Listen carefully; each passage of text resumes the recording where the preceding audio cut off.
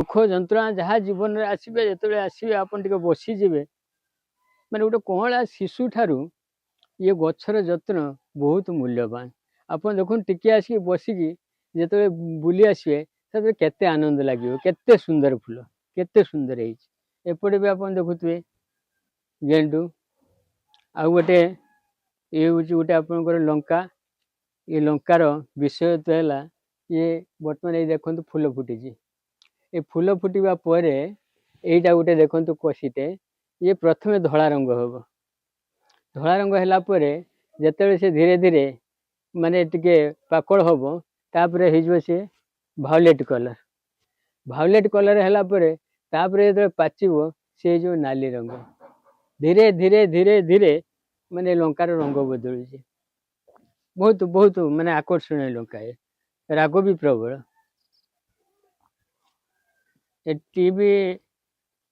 ये बैगण देखु बहुत बैगण लगाई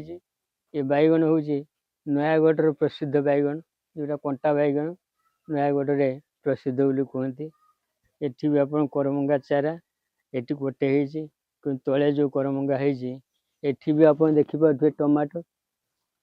टमाटो ये कुंडरी जे पड़ी एटार आप धनिया धनिया गछ गुड़ा उठीगला अँला सीजन है अँला कोड़े हूँ फूल आसला फूल आसला अँला फुल यहाँ भी आपणकर कैप्सिकम मुझे आरुआ नर्सरी आनिली से भाभी नी हम बोली मु आशा रखी नी कि जहाँ ठाकुर कृपार बड़ बड़ दीटा है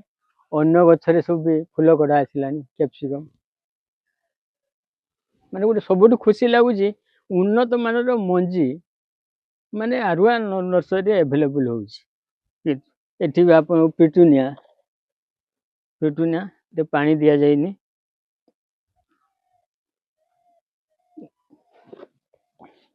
यहाँ भी नुआ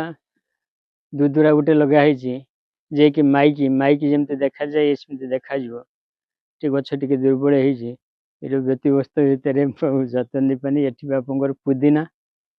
पुदीना गछ अच्छी एठी भी आपंकर लेंबू देखु लेंबू हो फूल फल दे लेंबू भी कषि ये भी अपन कलकत्ता कलिकता पाती लेंबू इे भी देखु केते फूल होती फल हो सब आड़े फल एठी फल देखु एठी फल देखु एठी फल देखु एटा भी आप फूल झड़की फल फल गुड़ाक पूरा भर्ती छोट छोटे होती दृश्यमान होनी तो बहुत ये आलमंडा आलमंडा भी यहाँ आपंकर घी कलर अच्छी आटी सेपटे आपंकर भायोलेट कलर अच्छी तापर एठी भी चेरी चेरी भी हुए चेरी कोड़ी भी हुए एटी भी गजानिया ये गुड़ाक आपंकर चाइना पाम हो कागज हो ये साइड भी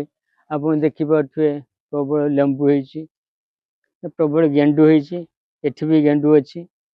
तब एमती यहाँ गोटे अच्छी आपंकर जेड प्लांट से देखी आप जेजे प्लांट यहाँ हूँ गोटे जेड प्लांट ये को भी वास्तुशास्त्र अनुसार ये घरे लगाते ये भी चाइना पाम रो ये भी गोटे कलर ये भी स्नेक प्लांट रो ये गोटे भेराइटी एमती विभिन्न चारा